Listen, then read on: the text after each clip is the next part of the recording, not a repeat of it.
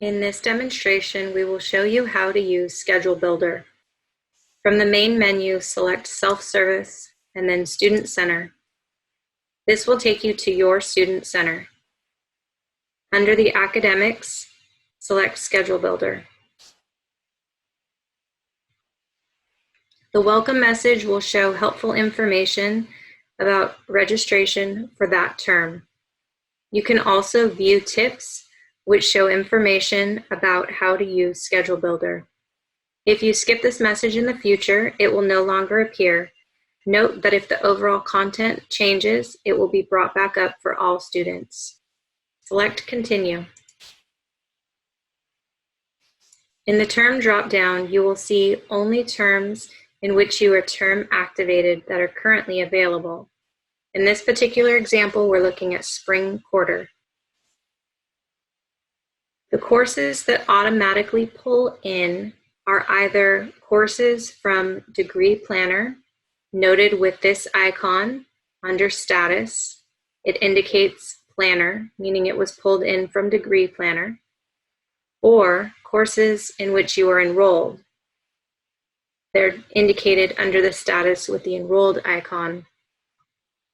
If you believe there is something that should be in your schedule that you're trying to build that is not currently there, you have the option to manually pull in courses from either the Planner or Planned Courses, which is Degree Planner, Enrolled Courses, which again pull in automatically.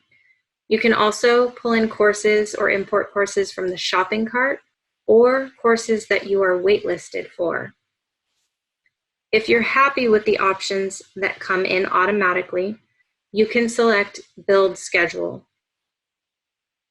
In this example, we'll look at a few different courses, so I'll select Expand Filters. You'll notice now you have the option to select times where you are unavailable, and you can select multiple here. Know that that will limit what class schedule options and sections are used in your returned results. Under Session, for the fall, winter, and spring session, you'll only see the regular academic session. For summer, you'll see the 2 5-week, the 8-week, and the 10-week sessions. You can select if you'd like to only see open classes or if you'd like to see open and closed classes. Under this particular filter, you will see GE areas, GWR, USCP, and fully online. It's important to note that while you can select multiple options here, that will not further limit your results. It will actually expand them.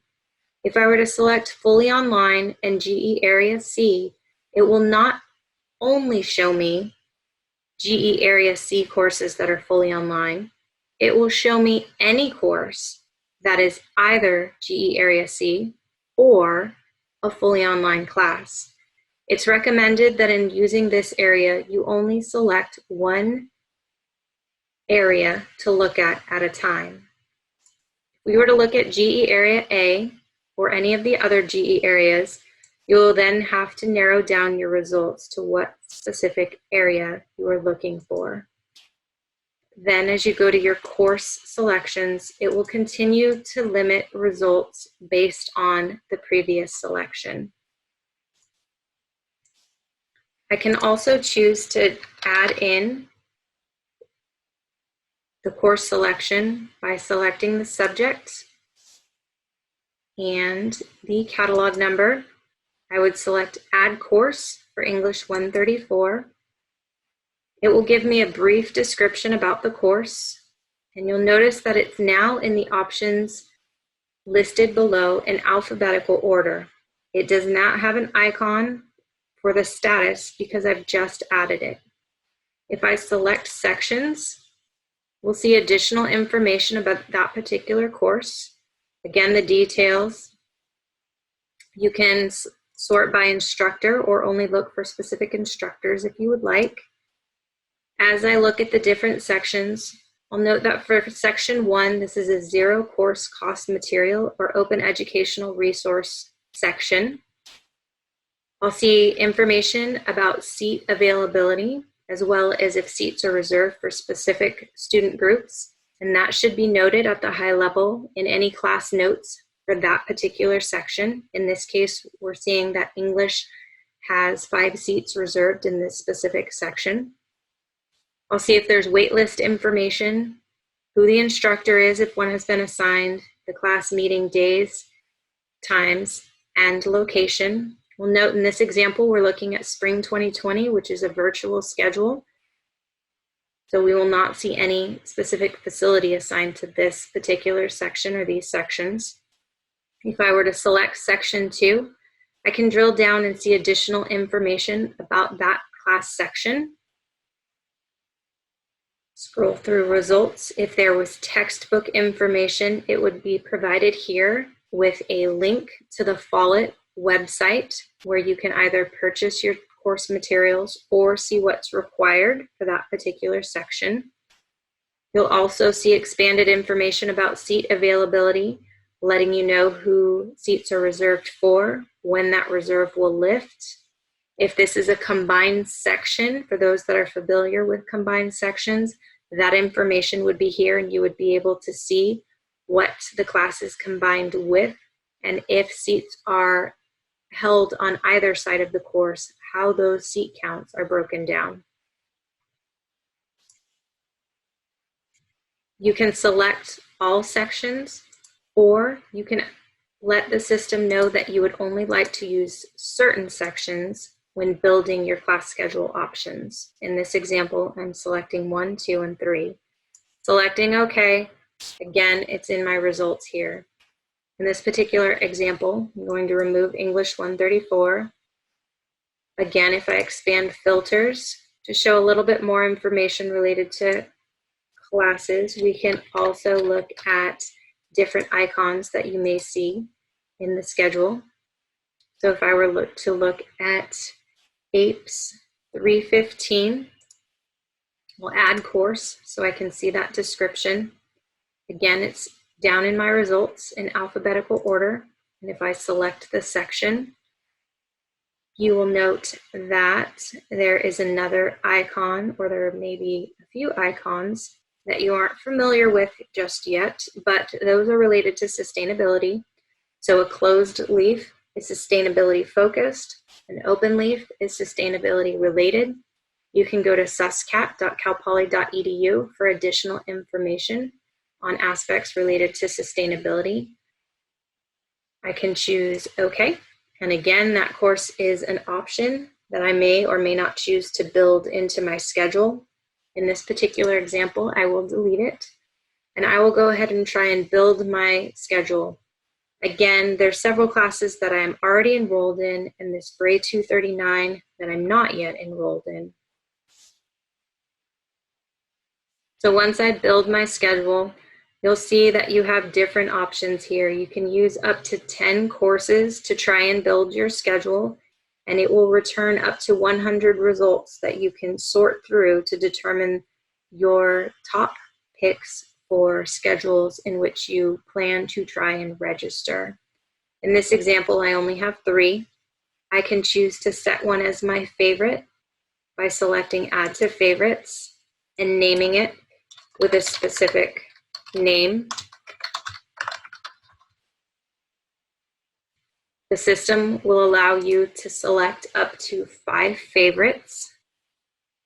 So when you go in and try to enroll, you will be able to select option 1 or option 2 or option 3 if you so choose. If you've been working with your advisor and they've saved a schedule on your behalf, a favorite schedule on your behalf, you will see their name noted next to that option. If I'd like to compare schedules, if I'd like to compare schedule 1, I can add it to compare. And if I select schedule 2, I can add that to compare as well, and you'll note that a compare button appeared here. If I compare those schedules, we don't see that these are drastically different, but if I was choosing several schedules that were different, in this overlay, it's noted as 1 or 2 in which schedule it is, and I can see what my week would look like based on which schedule I selected. Again, you can look through your tips here for helpful information about how to use Schedule Builder. If necessary, you can also get back to your Student Center. I'm looking at the calendar view. I can look at the list view to see how my week would look day by day. I can also look at a map view. Again, we are looking at spring 2020, which is a virtual schedule, so there's no room assigned. So we are not going to see a very good map view here, but in a regular term, when we're all on campus, you would be able to look at the map view and see walk time in between classes. So in this example, I'm going to use Schedule 1. I'll also note that there's different ways to sort classes. So you can sort by earliest average start time, latest average start time, most days scheduled, or least days scheduled. Again, we'll use Schedule 1 and we'll select Enroll. So from here, again, I'm enrolled in the majority of the classes, but Bray 239, Section 1, that has a lab associated with it, I am not yet registered for. So if I select that section, you have the option to validate your schedule. This can be done prior to an enrollment appointment or your enrollment appointment. This would let you know if you meet course prerequisites or if you would potentially need to either select another course or request a permission number to override prerequisites if that was necessary and approved. If I select validate, the message that returned will either let me know that things are okay, as this example shows, or if there were errors, it would indicate that as well. From here, I can also add directly to my shopping cart. If I wanted to bypass registration directly in Schedule Builder, I can push sections to the shopping cart and then complete the registration process as you've done in the past directly from your Student Center. I can also select Enroll. When I select Enroll, for every course that I'm trying to register for, that will appear in this menu here. Next, I go through each course, select it, and from here, you have the option to set a few more details related to the registration process. If you'd like to select credit, no credit grading, you would do that under the grading menu dropdown. If you needed a prerequisite or a prerequisite was required, you would select that number in this box here. If you wish to waitlist if class is full, that is where you would select that checkbox. You also have the option in Schedule Builder to drop a section if you are enrolled in another course. So in this example, if I'm enrolled in Bray 239, I could tell the system to drop a different course. Once I save those results, you'll notice a green checkbox appears. I'm going to select Enroll. Once the transaction is processed, you will get a pop-up message that has results of each transaction. Anything with a red icon means that there was an error. You need to pay special attention to any errors and go back and fix them, or work with your advising center to determine how to best handle your class schedule.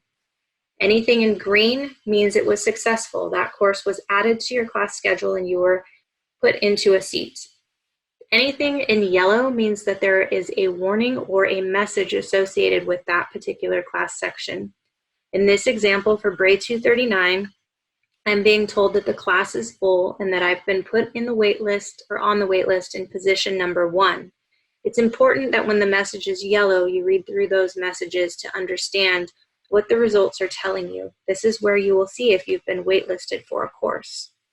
Once I select OK, the process is complete. I'm enrolled or waitlisted for all of the courses that I had selected from my planner and from enrolled coursework from the beginning. From there, I can go to my Student Center and see what my class schedule looks like. It's important to note that any sections that are set to no print will not appear in Schedule Builder. You would need the class number to add them directly in the Student Center. In addition, if you would like to drop a class, you need to do that directly from the Student Center. You cannot drop a class directly from Schedule Builder. You can use the drop if enrolled in another course functionality, but you cannot just drop a class directly in Schedule Builder. For additional information, you can visit the Office of the Registrar website. Under Register for Classes, there is a page with tips and tricks related to Schedule Builder that you can visit for more information and frequently asked questions.